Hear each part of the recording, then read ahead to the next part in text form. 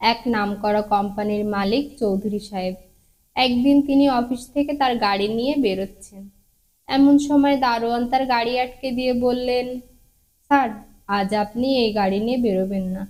আজ আপনার এই গাড়ি অ্যাক্সিডেন্ট করবে। চৌধুরী সাহেব অবাক হয়ে জিজ্ঞেস করলেন, তুমি জানলে কিভাবে? দারোয়ান বলল, স্যার, আমি এইমাত্র স্বপ্নে দেখলাম। গাড়ির চালক হাসতে লাগলো। সে বলল, স্যার, আপনি চলুন, স্বপ্ন আবার সত্যি হয় নাকি? দারোয়ান বলল, আমার স্বপ্ন সত্যি হয়।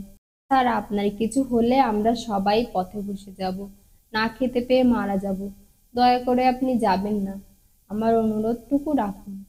চৌধুরী সাহেব ইতস্তত করার পর চালকের কাছে অফিসের ফাইল দিয়ে কাজ সেরে আসতে বললেন।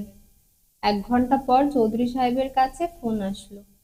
তার গাড়ি অ্যাক্সিডেন্ট করেছে, চালক গুরুতর অসুস্থ।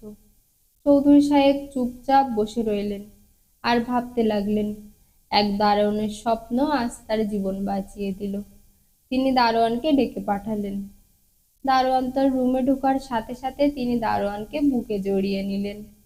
দারোয়ানের কাছে কৃতজ্ঞতা প্রকাশ করে 1 লক্ষ টাকা পুরস্কার দিলেন। তিনি আরো বললেন, তোমাকে আমি চিরদিন মনে রাখবো। তবে কাল থেকে তোমাকে আর অফিসে আসতে হবে না।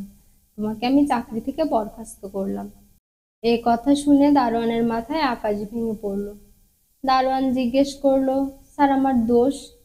চৌধুরী সাহেব বললেন, তোমার দোষ, তুমি তোমার দায়িত্ব ঠিকঠাক পালন করছিলে না।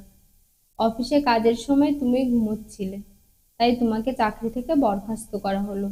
আমরা যে কাজের জন্য পারিশ্রমিক পাই, আমাদের উচিত সেই কাজ ঠিকঠাক করে করা।